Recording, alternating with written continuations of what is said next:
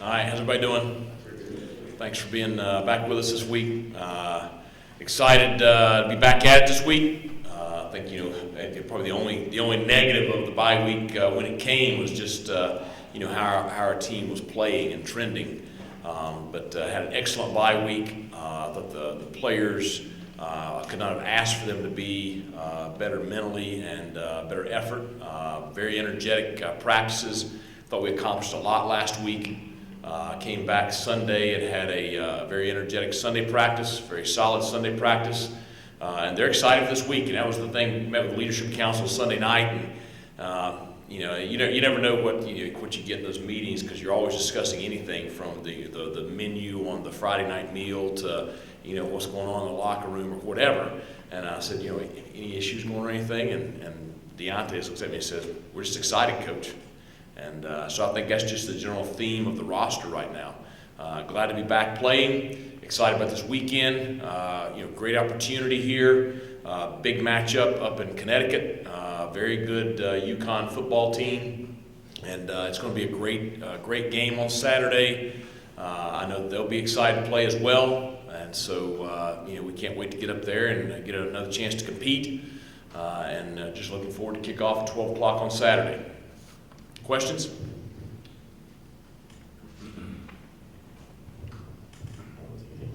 Coach, any update on Penix and Cortez just as far as maybe them being available? I think they're continuing to progress along, and we'll just kind of see as the week goes on. Can you expand on that leadership council at all? Is it divided with different representatives from each class, or is it all seniors? How does that kind of work? So it's a group that I had the team select back in January. Had each position group select a representative. We meet once a week, and we discuss a lot of things.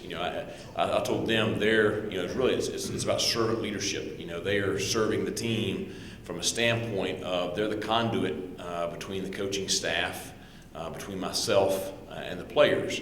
And it was very, very helpful, especially throughout the spring and summer, as they brought up a lot of issues that were not just visible to me on the surface.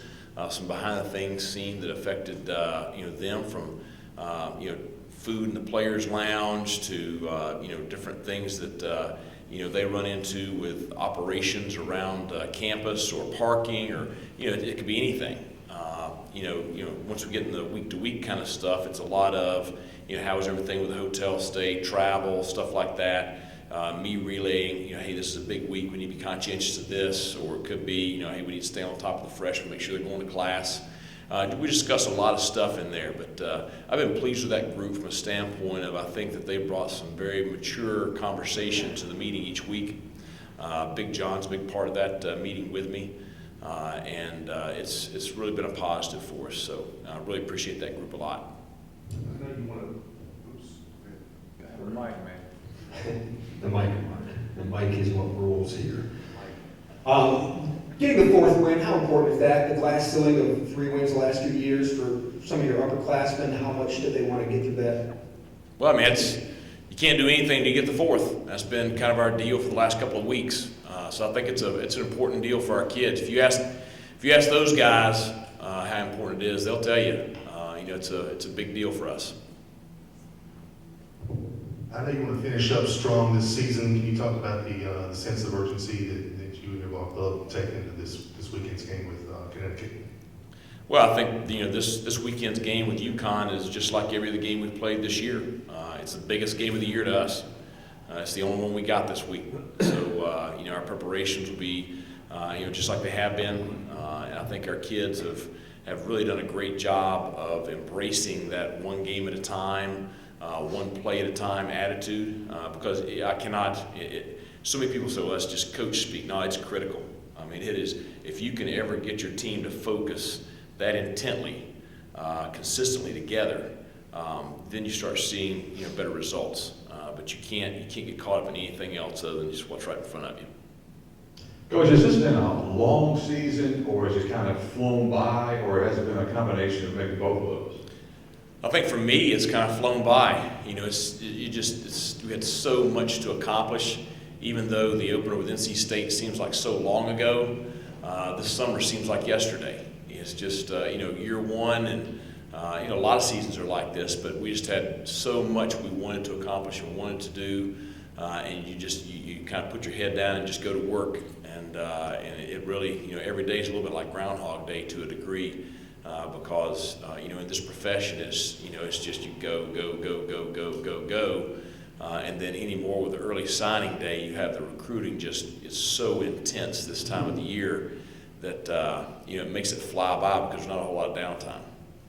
Coach, I know talking to you in the past, you want to have a balanced offense with running and passing. Right. The past couple of games obviously been heavy passing, and it's really been clicking for your offense. And this may be a better question for Donnie, but do you plan to keep that same game plan going into these next two games with as many passes versus limiting the run? Well, I mean, in just like, the last game versus SMU, the game plan going in is to run our offense and run it effectively.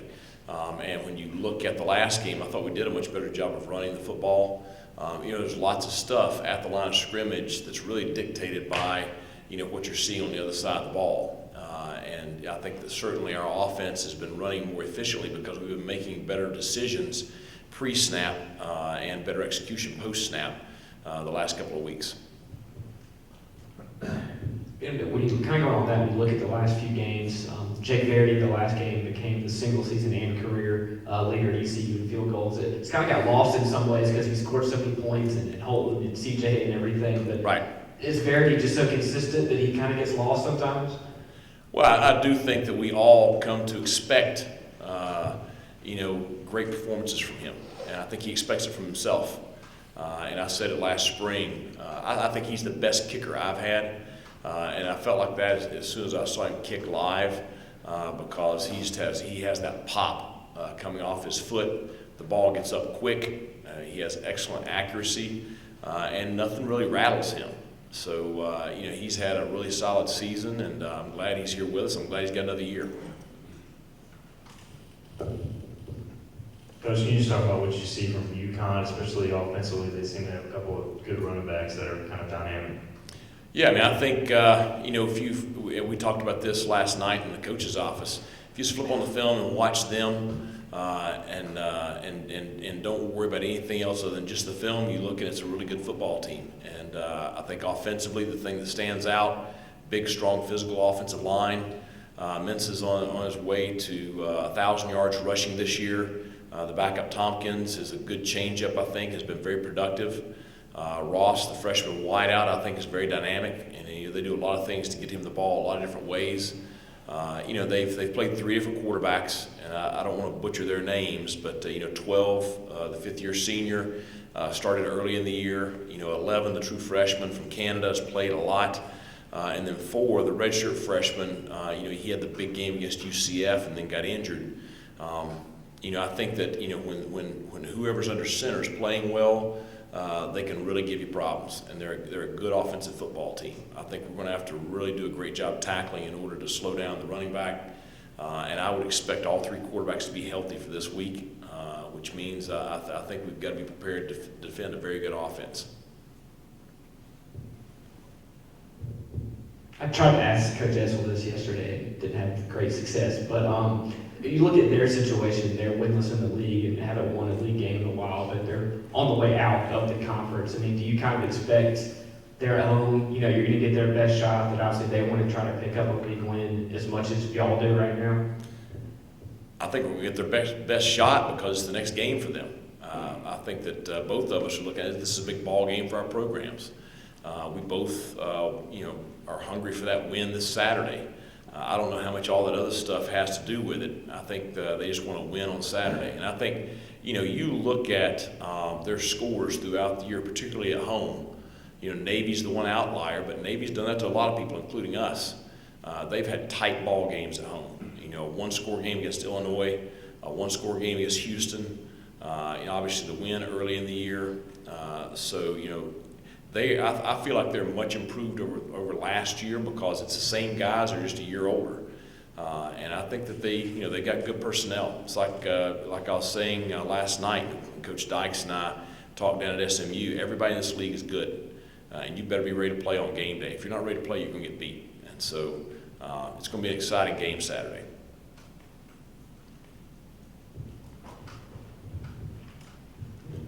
Coach, it looks like it will be probably the coldest game of the year you guys have played in. Are you looking forward to seeing how the team kind of responds? I think you talked about cold weather, late season games. Yep. You got to be tough in that environment.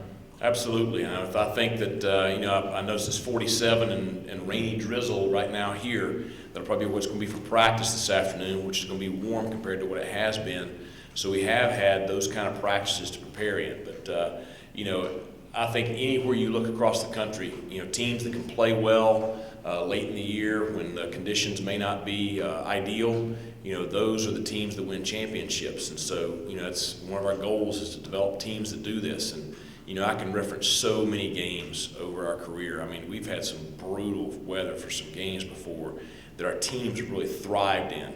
And that's the reason we've had some of the success late in the year that we've had. And it's something that we really want to establish here. So I'm excited for Saturday. I think the players are excited too. They've been very spirited during these practices, and we've talked about it a good bit. And at the end of the day, you're not talking about extreme temperatures Saturday. You're talking about temperatures in the 40 and cloudy, which is, that's this time of the year.